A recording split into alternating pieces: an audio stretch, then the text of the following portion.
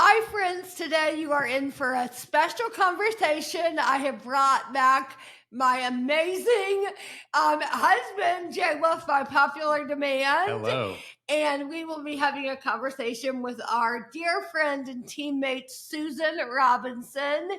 And we are in a series talking about caregivers. And specifically, we've heard from so many of you that you want to talk about caregiving, care receiving within a marriage context. So we are going there today, talking about how ours works, and specifically because I think this will be airing on Thanksgiving, I want to say I am so thankful for you. Oh, likewise. I'm so thankful for you too. And we just celebrated our 20th wedding anniversary too. So many reminders of, man, how far we've come. Mm-hmm. Yeah. And hopefully how far we'll keep going. Let's do it, God willing. No kidding. This is going to be a great conversation. We've got our dear friend Susan here as well, who's on the Hope Heals team and also stepping into some caregiving herself in this season. And so Susan will probably share from some of that vantage point as well, some of that wisdom. So happy to be here. Yeah, Susie, would you want to share at the top about kind of your unique perspective as we have this conversation? Yeah, absolutely. And I think it's really fun that we get to be here together talking about marriage because we are kind of in a very similar place in our lives when it comes to marriage. You know, been married 20 plus years around the same time. We're all friends with each other, and through the good, the bad, the hard, and the awesome. I've learned so much from your marriage, and it's just been fun to get to do life with you like that. And all of that has actually bled into what I'm going through right now with my own mom, who 6-7 weeks ago, out of the blue, had a similar kind of catastrophic experience like you, Catherine, where a brain tumor, we thought it was a stroke, found out it was a brain tumor that just completely took her down, paralyzed her. She's had to have surgeries in and out of the hospital, and now she is home where she's going to live out the remainder of her days with my father caring for her, my sister who lives nearby, and then I'm back and forth from Atlanta to Alabama participating. So the things that I've learned just from being a part of this ministry and being friends with you guys has been so crucial for me as a sudden caregiver, honestly, in these days. So yeah, I'd love to incorporate that as we're talking. But I do want to jump back and kind of go to the early days when you guys were just, I think, so optimistic and hopeful as you're walking down the aisle and you're standing across from each other. It's finally that wedding day that you've been waiting for so long, and all these hopes and dreams. And you had no idea that marriage would look the way it looks now 20 years later, or even a few years after you said, I do. And I just wonder, what would you say to a bride and groom now as they're standing there looking at each other? What kind of advice would you give them, almost to kind of have a mindset of suffering's going to happen? It may not look the way it looks for Jay and Catherine, but it's going to be there. What advice would you give to somebody kind of in the early stages of engagement and marriage?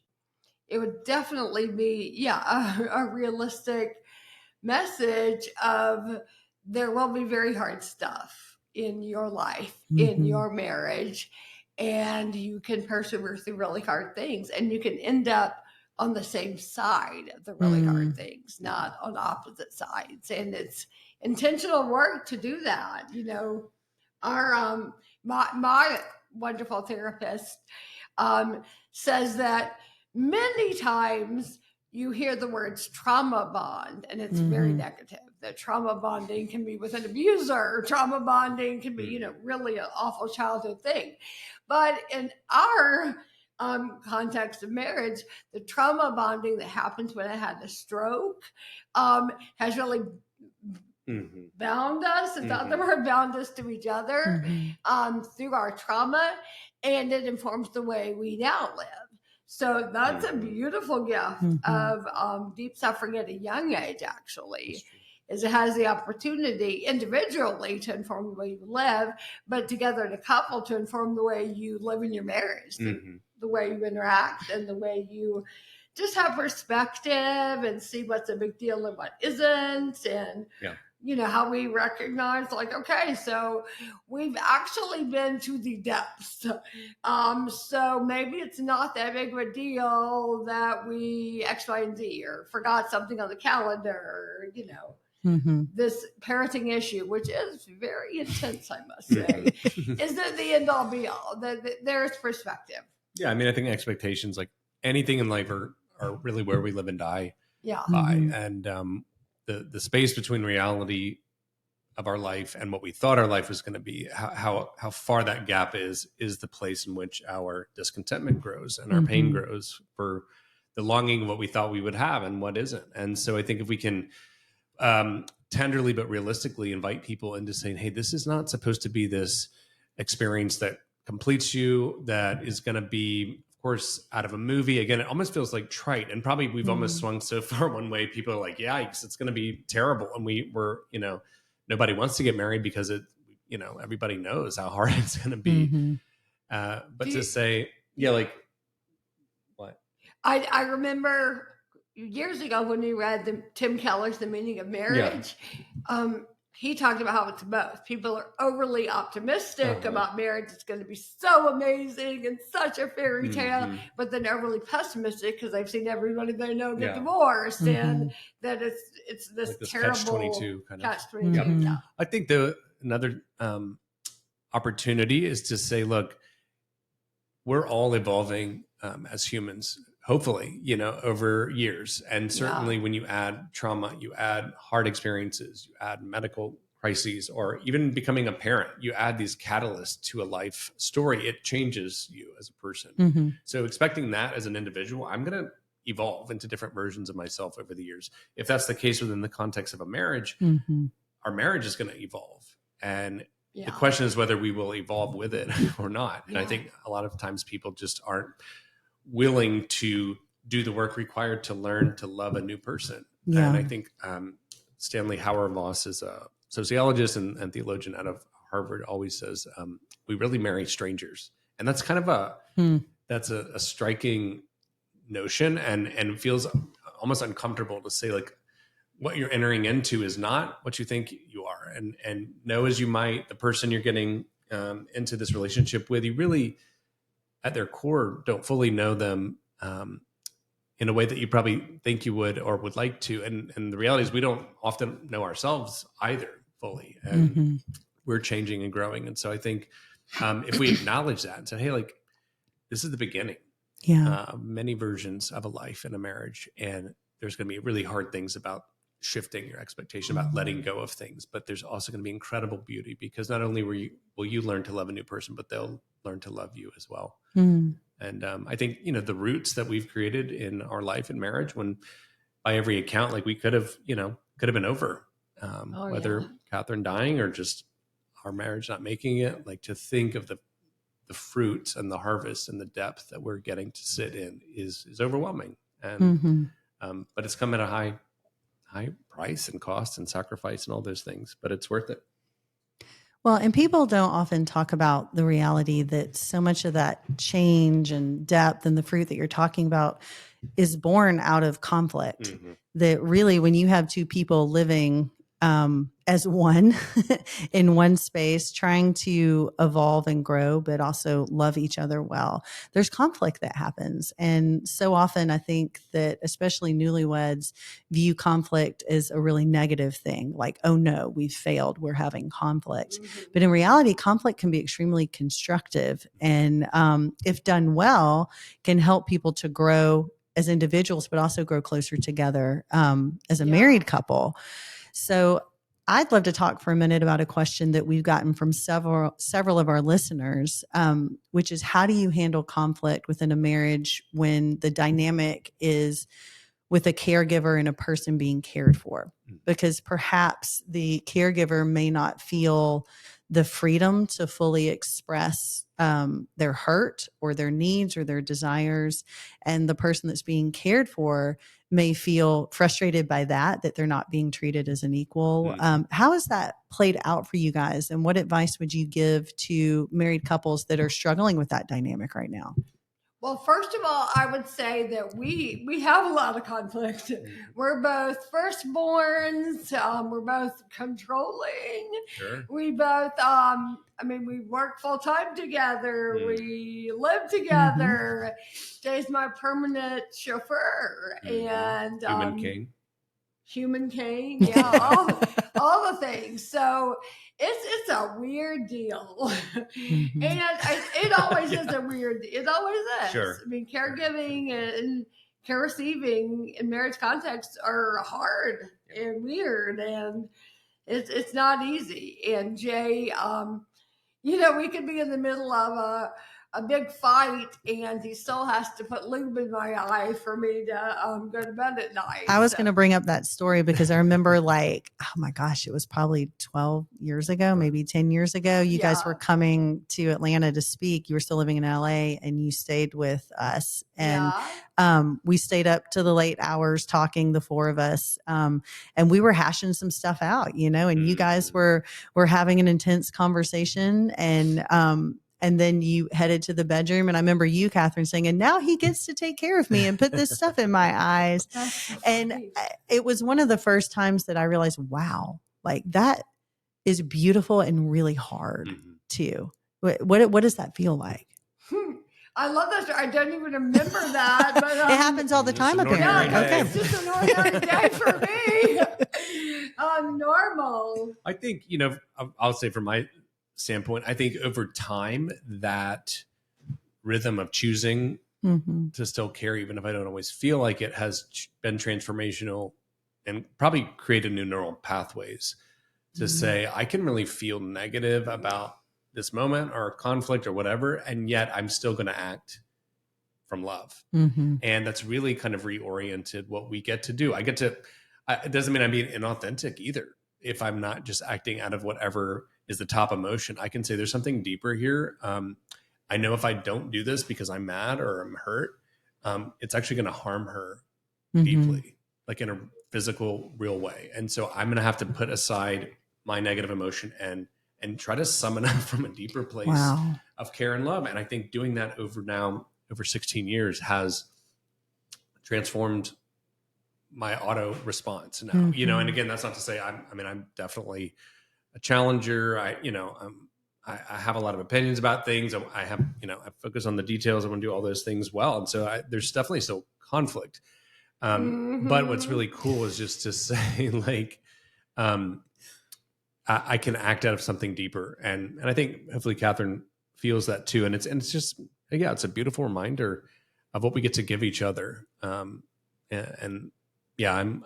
grateful for that opportunity. It's been really hard, obviously, to try not to lick my own wounds or just feel like I need, something I'm not getting when I'm hurt in that space. But I think what a gift to say, but the reality of this person right in front of me, who's a human, who I love and who I get to show sort of this transcendent kind of care for, is bigger. Well, Jay, I want to hear a little bit more, though, specifically about what that evolution has looked like for you as Catherine went through years of rehabilitation and regaining different aspects of her life that she had lost because of the stroke. I'm sure it wasn't just like one day you decided, okay, I can just pour everything out now. I can just completely share what I'm feeling and thinking. It was probably an evolution. Like, what does that look like? I'm just thinking about the husband or wife that's listening right now, and they are not there yet.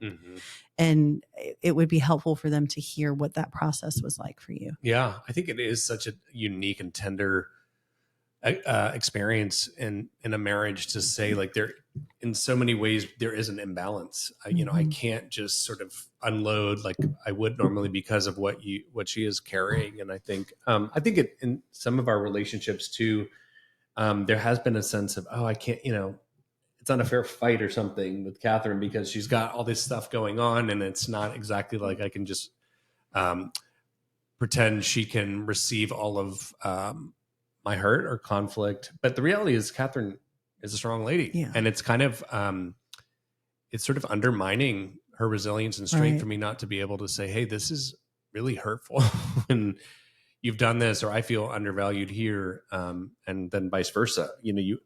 It's taken years though to kind of feel that safety in a relationship to say when I'm having this conflict or I'm giving this feedback, it is really a bit for more intimacy to say like, we can hash this out in the confines of a marriage that is not going to end because of this conflict. But it's a very interesting balance because, their timing is key, might not always be the best time. And my personality, I like to go ahead and hash things out, even if it's dinner time and everyone's, it's Thursday night and everyone's had a long week and tired. I usually want to talk it out for as long as it takes. And that is not always helpful or effective. So that's been a learning lesson for me, to sort of reflect. And sometimes when you pause and reflect, then you realize, wow, maybe that wasn't as deep of a need to resolve that as I thought. And I'm okay with maybe letting things lie. Or we need to put this on the schedule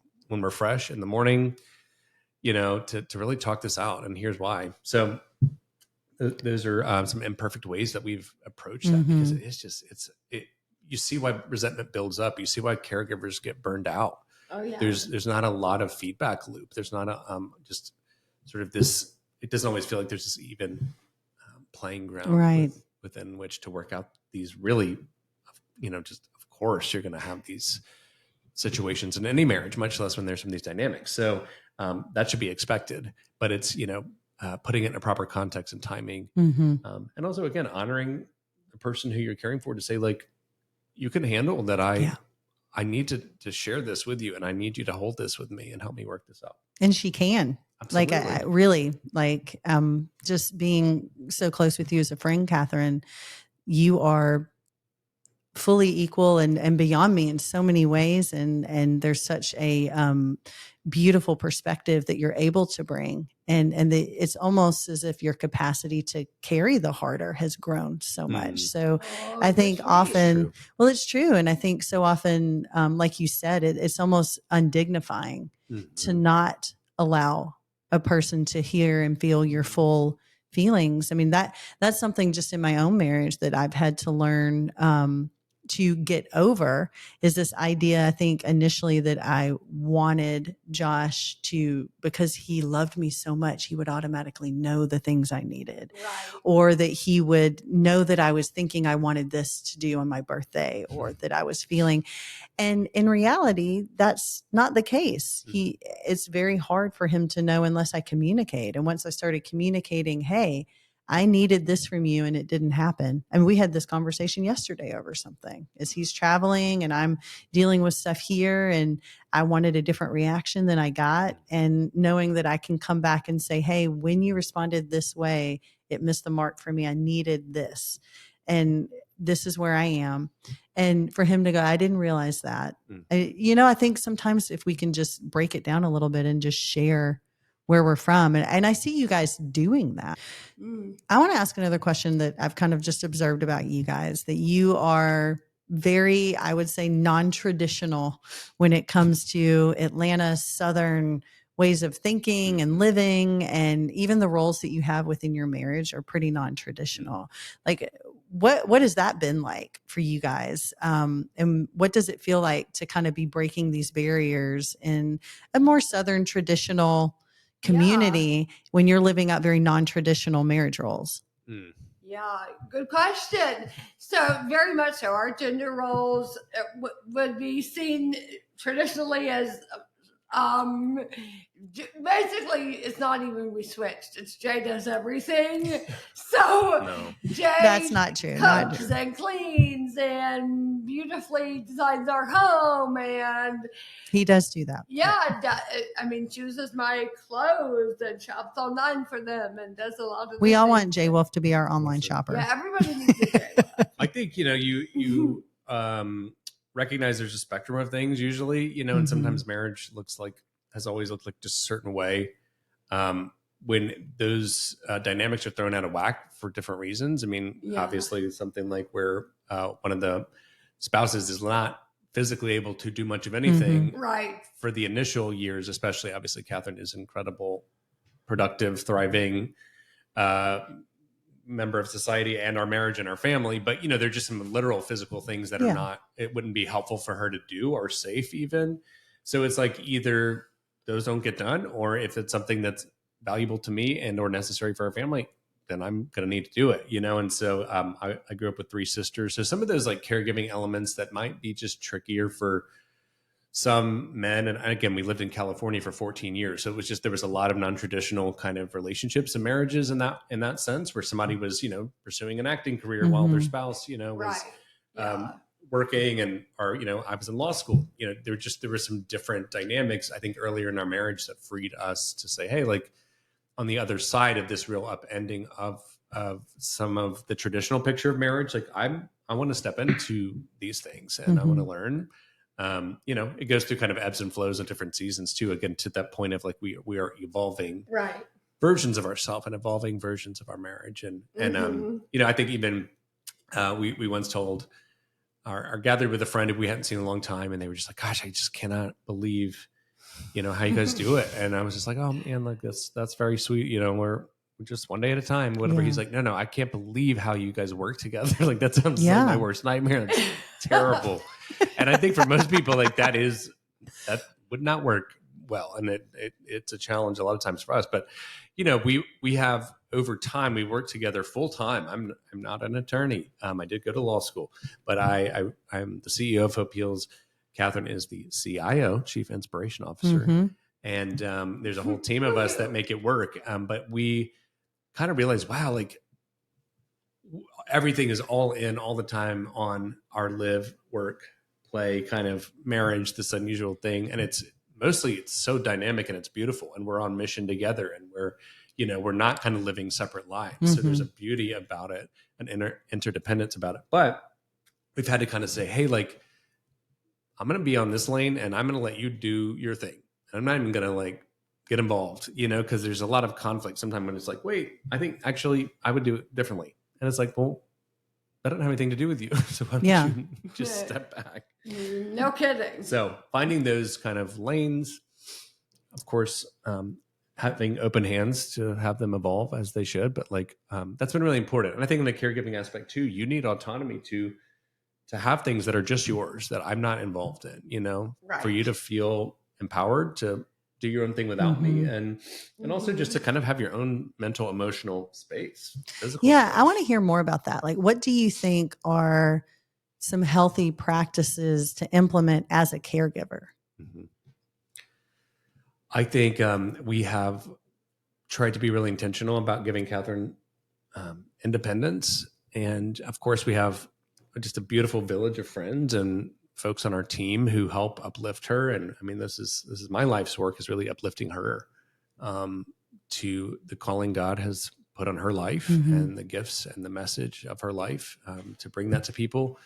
And yet, there's like some quite literal, just physical concerns I have, Catherine can walk around our house pretty easily, but I mean, over the years, she's taken dozens of falls, some of which have broken legs and bones and ribs. And, so there's just this constant kind of fear of her safety and some of those things. So that sometimes prevents us from allowing each other to just be human and live in an unsafe world and take risk and make life worth living because of the valuable thing that we are kind of putting out in the world. And Catherine she calls it her Eat, Pray, Hope. I guess that's a nod to Eat, Pray, Love. I don't remember what that book was about, but anyway, it was something a little different than what we do. Eat, Pray, Hope. Where Catherine will just get a hunker down by herself at home without anybody here. I mean, again, you think about people being cared for, like they're not alone much. Like there's almost, we all as humans need time to just, even if you're the most extroverted person, like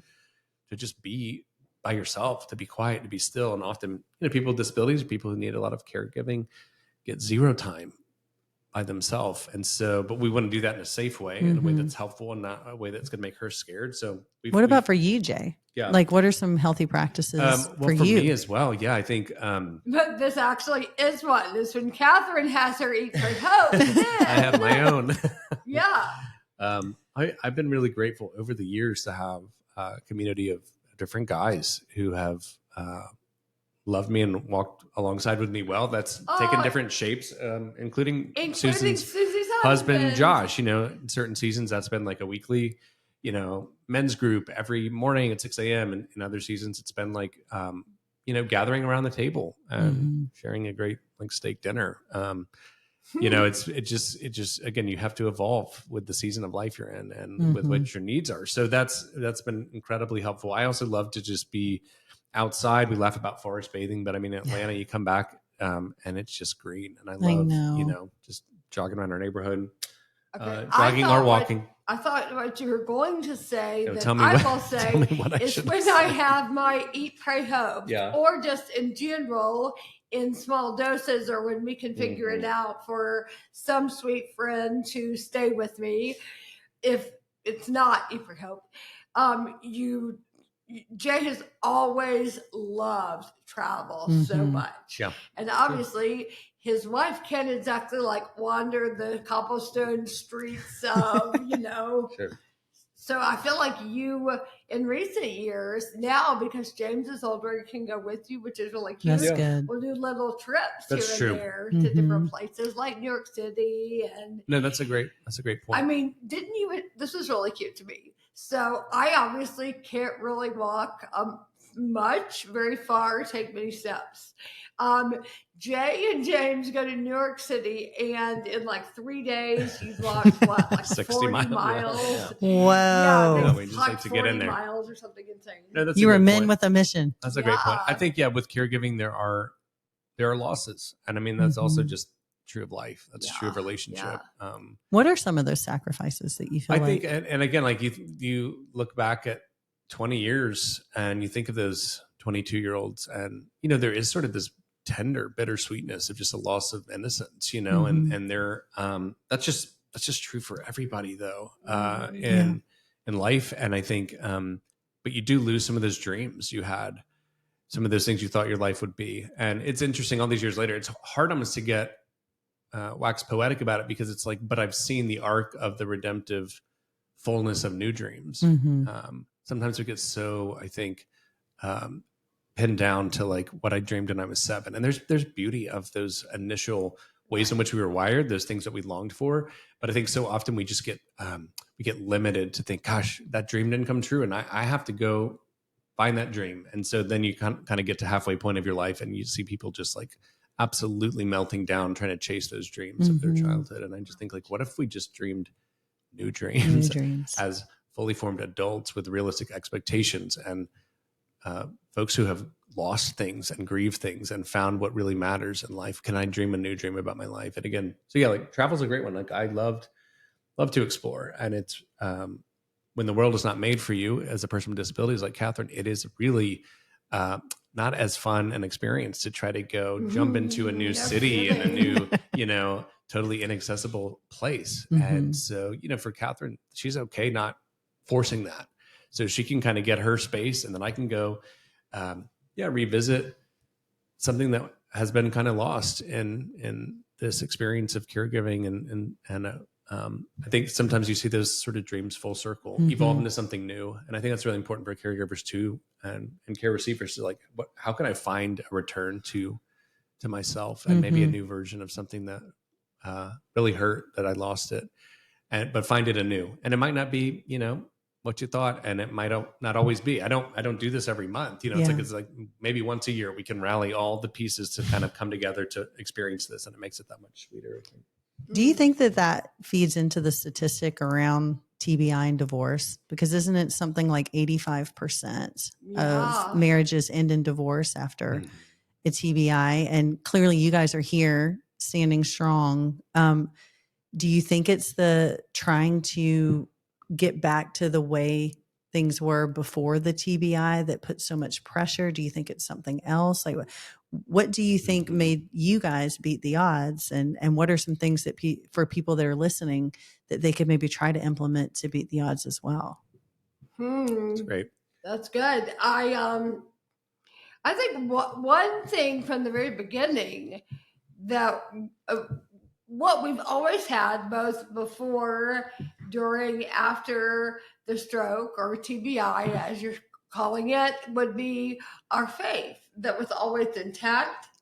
And that kind of informed how we saw our marriage, our lives, the stroke, everything was informed by our faith and our community from the beginning. We have a lot of people in our lives and always have, just supporting us, and I think someone has said before on this podcast that you can bear your suffering when you share your suffering. So I think we did that.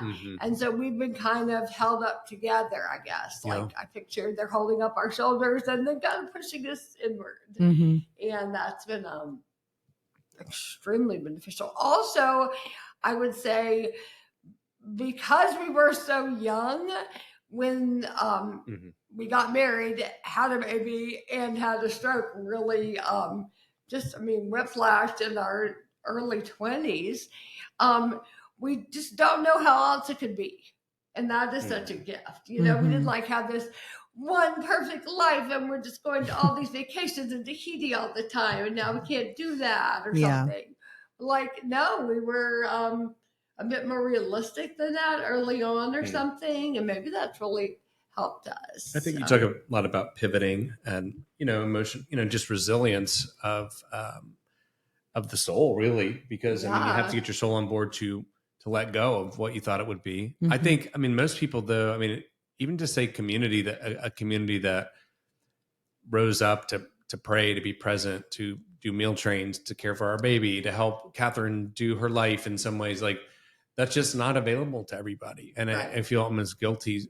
We truly did just plant our life in a community. It was a church community in a season of life when we really could. I think about our friends who acquire disability later, and just the longing and the loss that hits differently because you try as you might, maybe you didn't have that community. Maybe you're in a season of life or truly a place where that's not available. People have their own families and their own careers. And so I think even our work with Hope Heals, we're really just how do we make space to create that kind of community? We don't even know all the logistics that are needed or what might happen, but there's a beauty in making space because again, when the world's not made for you, it's just harder to get out in it. It's harder to be like, okay, we really need a community and we honestly don't have it. And so now we're going to go have to create it, but it's really, really hard to even be in the world to go create a community. So it's what motivates us, I think, in our work is because we were the beneficiaries of it. And for whatever reason, all the pieces fit together for us to have this kind of network that sustained us. We often say that this community that hoped for us until we could hope for ourselves again. And I think that's what we all need, whether you have disability or caregiving or not. You can't always sustain yourself, obviously, because we're human. And to be able to fall into this kind of safe net and network of hope and that's the only way forward. That's how we were made to be interdependent. And yet clearly we're lonelier than ever when we're isolated as a society, as humans. And then you layer something like caregiving needs or disability on top of it. And it's pretty tragic. There's not a clear way out other than to say, we need each other. We have to find ourselves returning back to each other and God in the midst. And again, the table is the image that just comes back. So I don't know what that looks like for people. And it might be something really small. But to make that step towards community is so key. Yes. And I think most of the time people want to help. You kind of get this sense of, okay, I'm in a season where I have more capacity and I was helped in the last season. So now I want to be able to kind of hope it forward. People are looking for that. And often we're just, it's hard to ask for somebody to step in. Or you feel like you're burdening someone else when you're asking them. And there's no real reason that somebody would really from just a pure survivalist standpoint. I've already got enough stuff. So why in the world would I take on anybody else's? But I think that's the beauty of entering into a community of people who have suffered also, and whether that's a support group or just people who've lost. At our camp, we have a lot of folks who come and volunteer who have lost loved ones. And that's a unique path of folks who are grieving and they're looking for healing. And it might be a different story than somebody who has their loved one who's still here, but they're caring for through disability. But what's so tender about that is that all of our broken hearts are expanding, and they can either kind of shut down or kind of collapse on themselves from the weight of the breaking, or I think because of also informed by Christ, informed by this model of sacrificial love, there is this opening up of a heart and expanding of compassion that happens. So I think, yeah, finding the sort of those wounded healers. We use that word from Henry Nouwen a lot. I think it's so powerful because it's not like you're healed, the healed healers, but it's like the healers. Right? Yeah. They are healing. They're healers, but they're still wounded. And there's a woundedness that they carry, but that motivates them to want to enter in and get under the weight of the world. I love that. And that's powerful. That's just what we long for. That's what we've received. And I think everybody in a caregiving relationship and marriage has to go find those folks who can get under the weight of their world with them. Before we head out, I want to ask one more question that kind of evolves around the idea of being a burden, which we just talked about a minute ago. Catherine, I remember you having this brief moment of time where in your mind, you thought you were such a burden on Jay and James and that it would be better for them to have a different wife or a different mommy. Yeah. And then the Lord kind of interrupted that lie and said, absolutely not. There is no one that can compare to Catherine, and I've appointed you for this role. What would you say to someone that may be stuck in that same train of thought right now and they need that disruption? Right. Yeah. So initially, when you're talking about, I really felt like God made a mistake by leaving me on earth. My body doesn't work. I don't fit here. It'd just be easier if I were gone. Jay could remarry. James could have a quote unquote normal mommy. And even in those early moments, because I was only about 6 months after the stroke when nothing was working, I was not eating food yet, I couldn't stand yet. It was very, very bad off. Even then, but all the way through till today, there is just a thread of, well, Catherine, you're not in charge here. And if you were supposed to have died, you would have died, and you didn't die. And Catherine is called to live out Catherine's days because God sees me fit to live them on this earth right now. There's breath in my lungs. And I think actually, Cindy, part of care receiving well is knowing your worth, is having enough self-respect to enter into it and say, you know what, if I am on earth, I am worthy of care, even if my body doesn't fully work. And that's been super important for me. And if you flip to several episodes back, I think I should write the 5 ways to recognize you're worthy of care. Maybe that's what it was.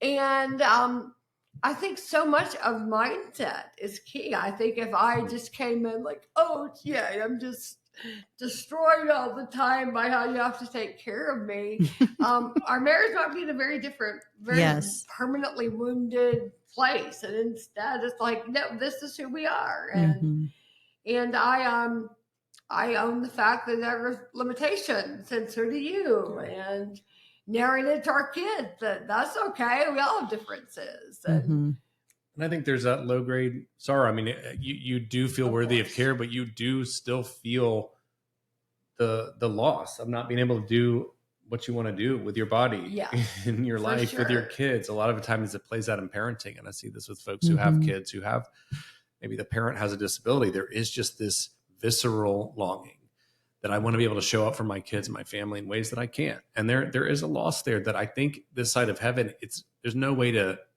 fully heal that loss. It just there will be a wound there. And yet you can embody to your kids and your family this beautiful resilience, this beautiful sort of determination to still show up in all the ways that you can, maybe not every way you wanted.